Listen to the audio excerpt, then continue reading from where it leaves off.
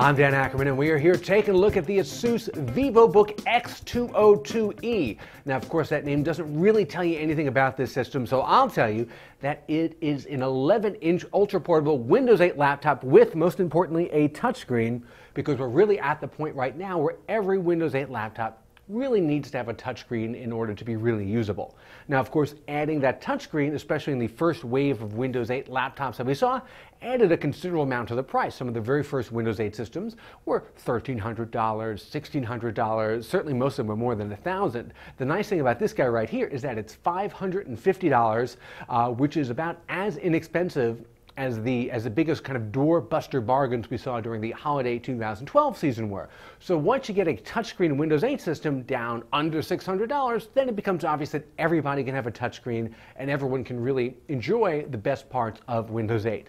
Now, there is a compromise to be made. That compromise in this case is that you have an Intel Core i3 processor rather than the much more common Core i5 or even Core i7 that you have in the more expensive systems.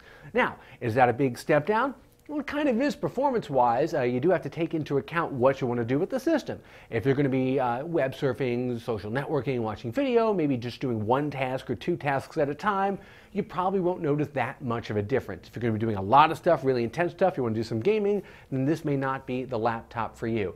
But with an 11-inch screen, it's fairly portable. It's a little bit thick and chunky and heavy for an 11-inch laptop. Everyone's so ultrabook obsessed these days, but it's still very reasonably sized. The construction actually comes off fairly well for a budget laptop. A mix of metal and plastic, decent design. The keyboard is a little bit on the small side, but the typing was actually fairly good. I like that the Shift and Enter and other keys like that are very large.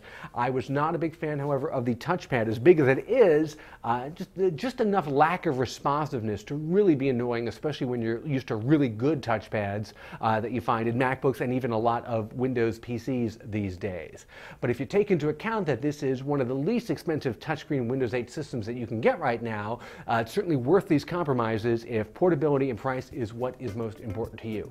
I'm Dan Ackerman, and that is the Asus VivoBook X202E.